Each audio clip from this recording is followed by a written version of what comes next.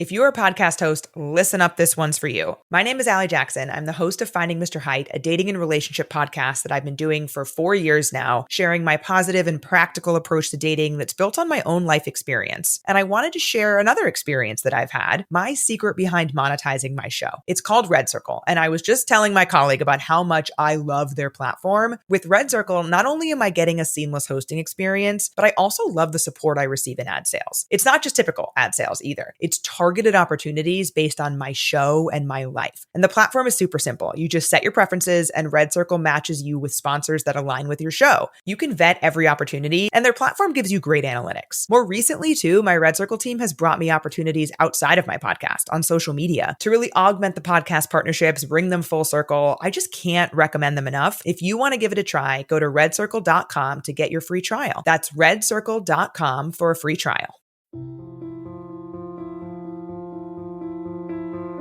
Human beings don't see, we interpret. We don't take in what happens, we take in the implication of what happens. Everything in our world is story. It's similar to the idea of two ideologically different news organizations, right? Reporting on the same event. Neither will be completely factual. They'll both uphold their individual narratives. They're not black and white. They're interpreting gray space. And our individual lives are no different. We are our own broadcasting channels, using data to support our individual narratives. See, we know what the story's going to say before the story occurs because we will make it so. We'll make life fit our beliefs. That's what it means to be human. And so here's where the value lives in the context of this message. When we find ourselves in a consistent state of despair or frustration or anxiety, it's a fool's errand to look for solutions in the external world. Because everything we find, everything we come across will support our current beliefs, our current story. That's what will keep playing in our heads, and it's why money can't bring fulfillment, and another person can't take you from incomplete to content. It's why status will never equate to happiness. Those acquisitions are like putting premium fuel in a car with a broken engine. It's just not the answer that we hoped it would be. To change your world, you must change your story. Whatever it is that needs to be changed. The location, the objective, the characters, maybe the journey altogether. But it's the neural network behind your eyes that must change, not the detail it takes in. And so if you feel stuck or feel like where you want to be seems unrealistic, you have to know right now that the very fact you think that way is the problem. So ask yourself, not your girlfriend or your boss or your neighbor, but ask yourself what a turnaround looks like. Do you know? Or have you acclimated to being unhappy? Have you even asked yourself what happiness looks like? Or is your personal broadcasting channel so hell-bent on ensuring your life outlook stays the way it is that it's not even paying attention to the data it takes in? See, I believe wholeheartedly that the first step in any facet of transformation is remembering that you have control, that things in your life that bring you down or hold you back can be changed. In fact, the very things working against you can work for you.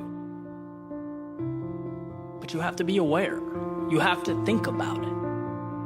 Now, I'm not a believer in magic, right? I don't think you sit back, say, I don't want to be unhappy ever again, snap your fingers and smile until the end of eternity.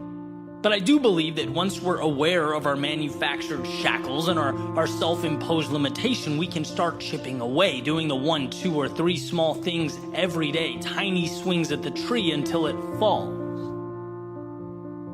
Right? If it's, I'm not happy with my work life, well, what does a better situation look like? What bridges that gap?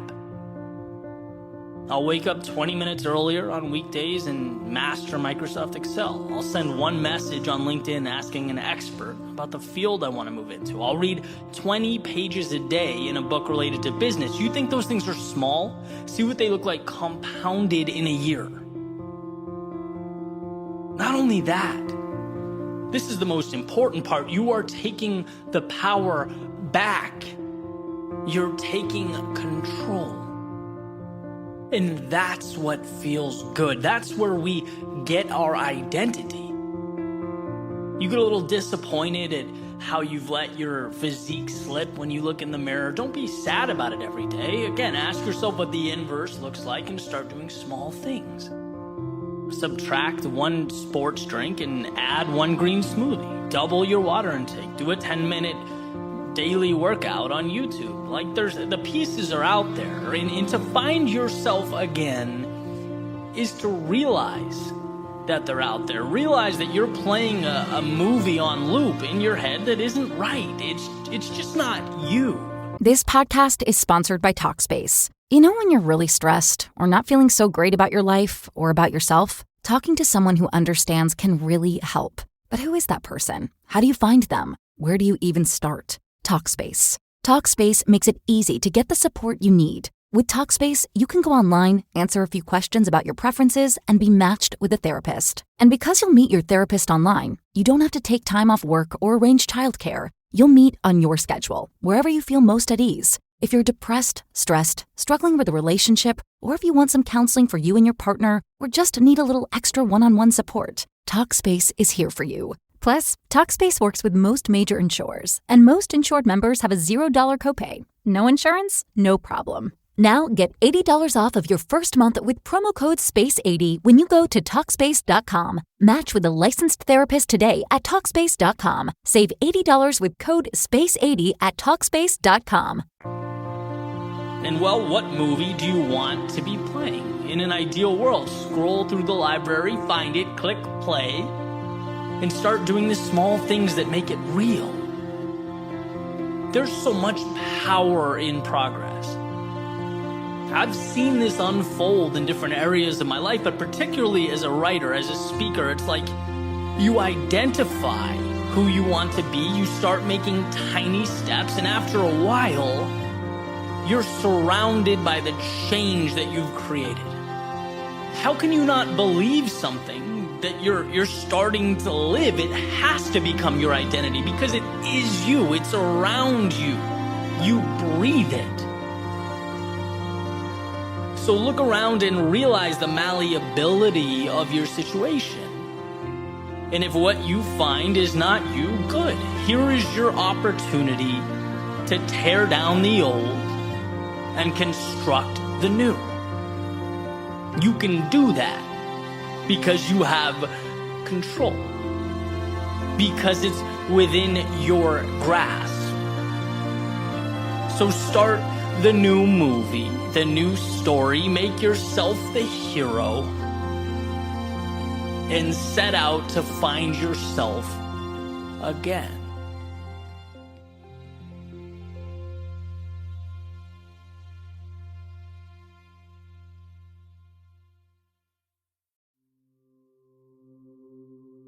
You weren't put here to live in the shadows of life. To exist beyond the sun's grasp, to stay on the outside, looking in. No, you weren't put here to live in the shadows of life. It's important to remember the difference between now and forever, the distinction between today and tomorrow, because from time to time they look deceptively similar. Especially when we inevitably find ourselves in the darkest of times. When despite our best efforts, our world is reduced to shadows, void of hope. When tomorrow and today have merged into one endless entity, it always seems to be in these times that we forget that right now is just a moment. not an assigned permanent, but a bridge to something great. As Viktor Frankl says, if there is meaning in life at all, then there must be meaning in suffering. We all suffer, we all hurt, we all go through periods of time where we can't see or hear or feel anything beyond the darkness we find ourselves in, but it's there. Darkness cannot be defined without light.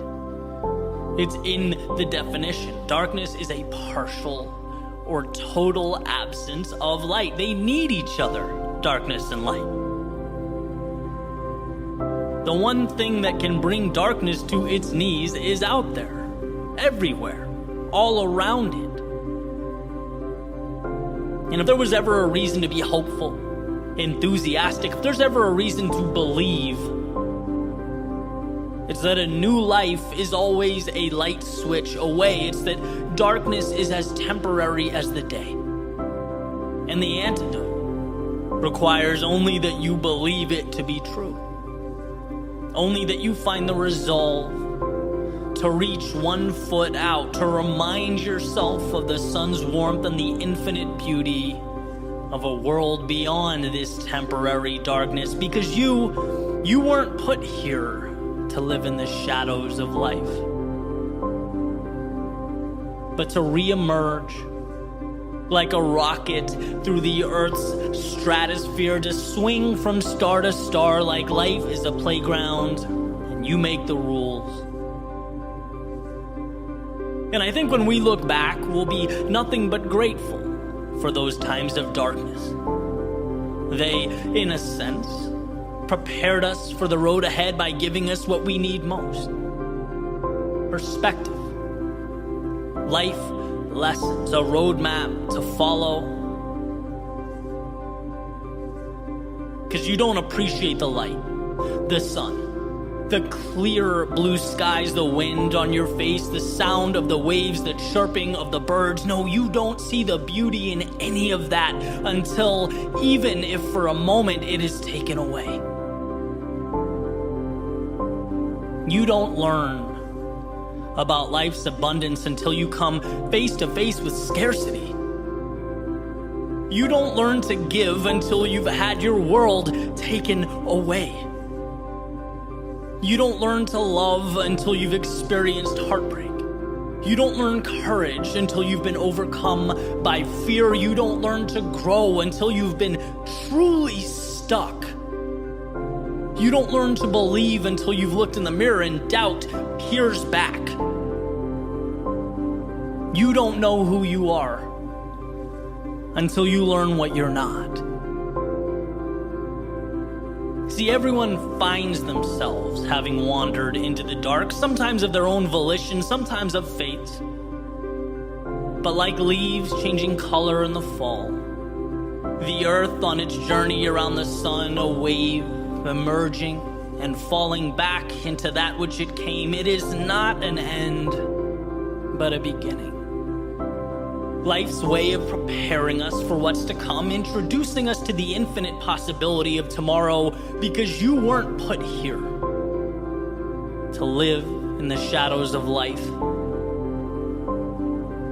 but to emerge from them, to light up the world. No, you weren't put here to live in the shadows of life.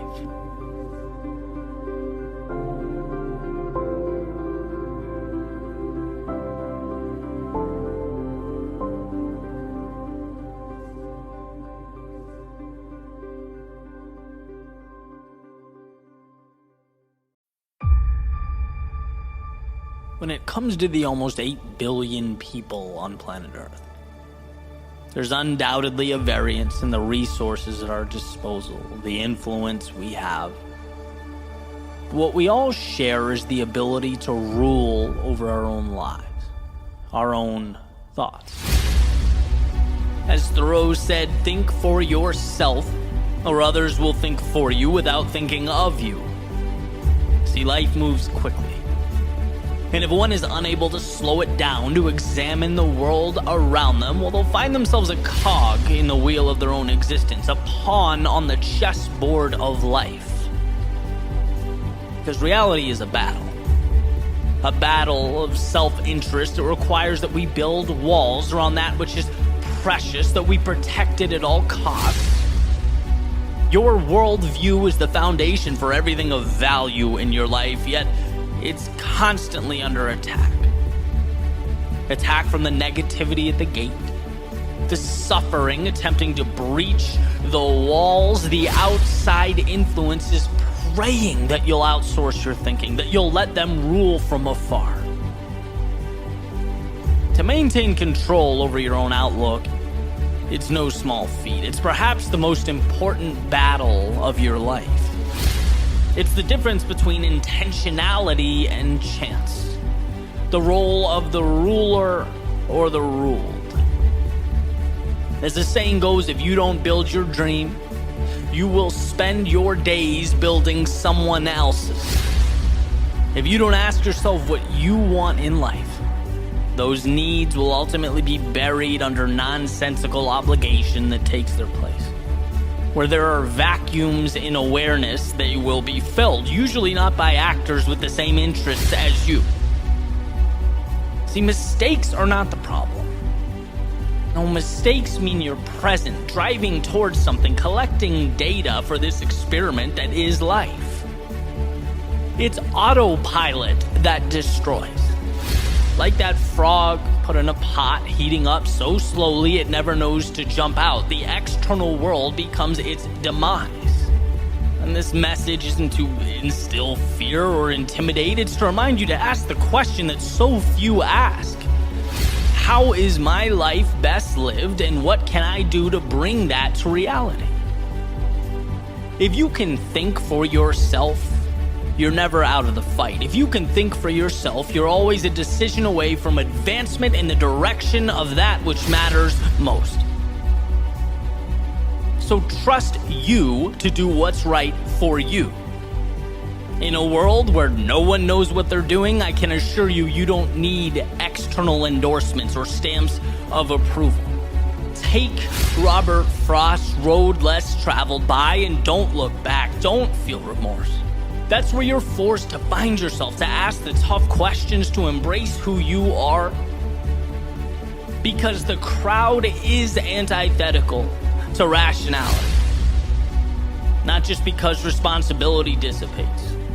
Not just because human beings become essentially well-dressed chimpanzees, but because rarely on the micro level is the collective goal your goal. Have the courage to see that. Have the courage to understand that life is not an instruction manual. Everything around you, you have in one way or another accepted. And in accepting it, you have chosen it. By not saying no, you have in fact said yes. So realize that the world around you doesn't change until your thoughts become the bridge that connects current to future, today to tomorrow. Until you realize life can't make you a victim or a pawn on its chessboard without your permission, whether implicitly or explicitly. No, you have the ability to think, control, orchestrate something greater than what's in front of you. Let today be your next courageous step in the direction of that reality.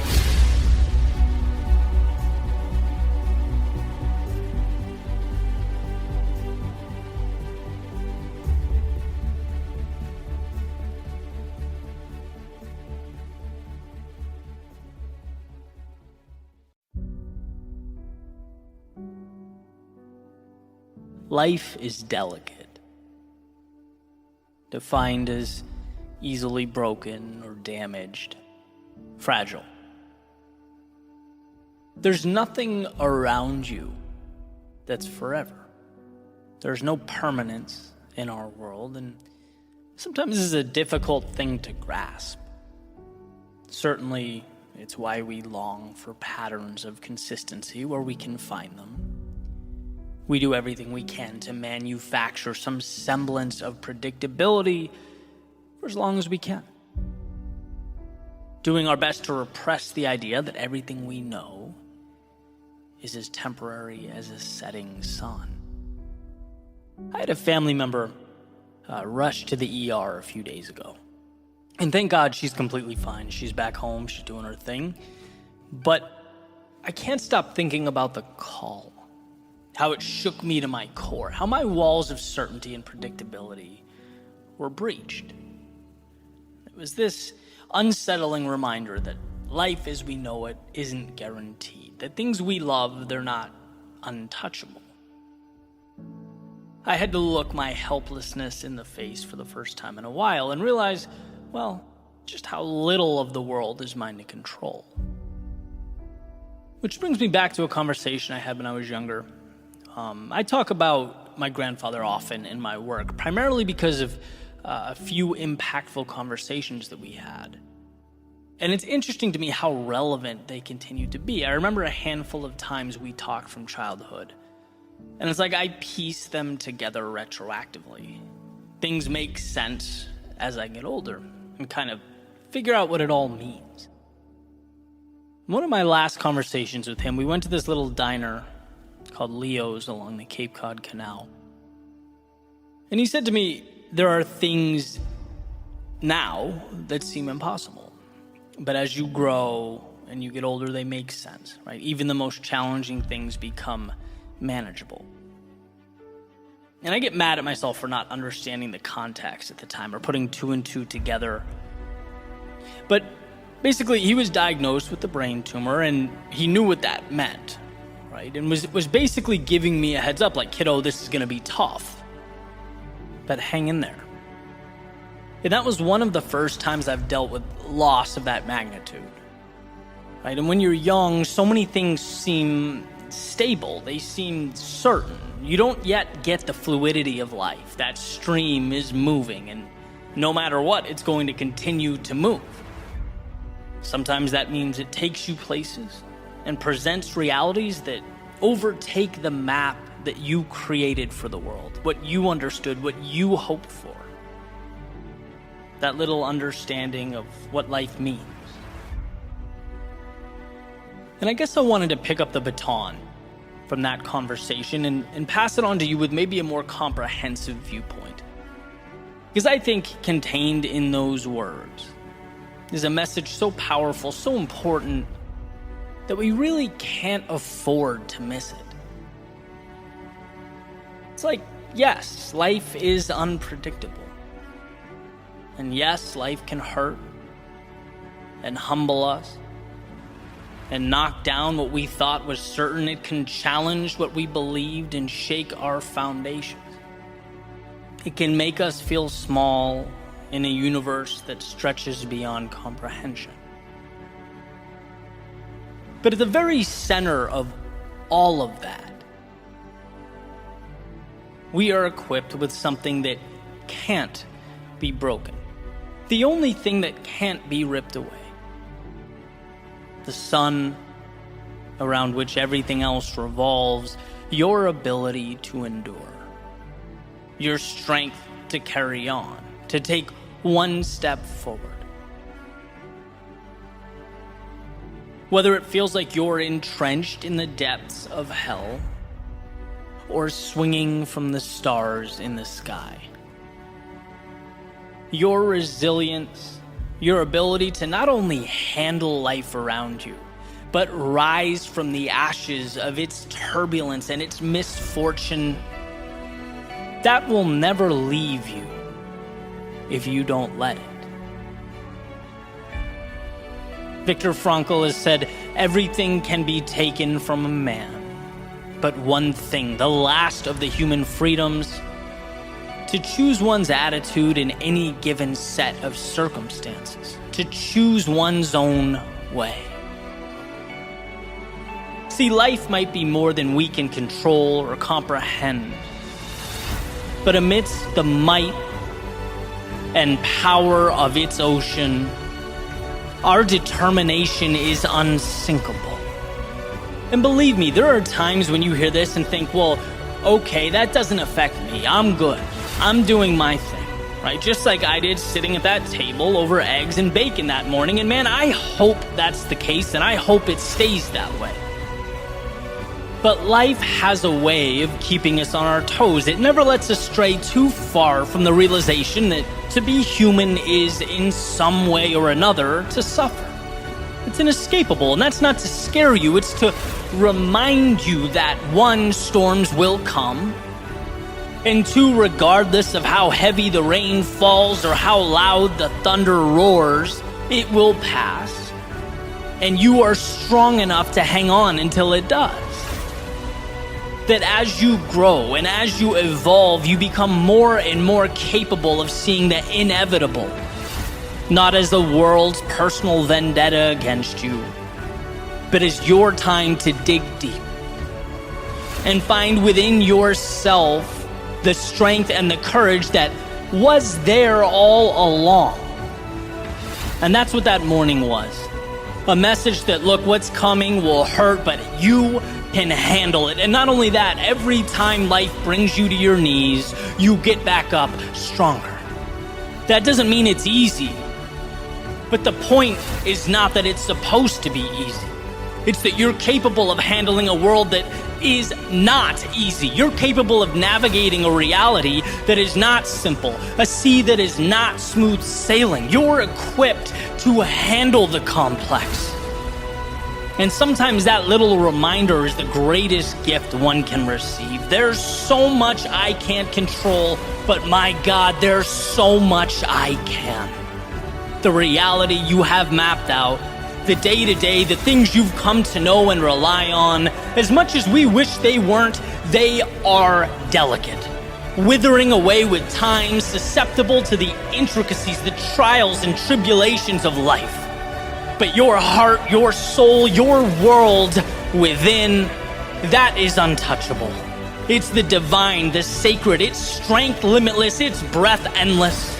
So remember, even in the darkest of times, you are the very light you long for. And as long as you believe that, there will always be a path.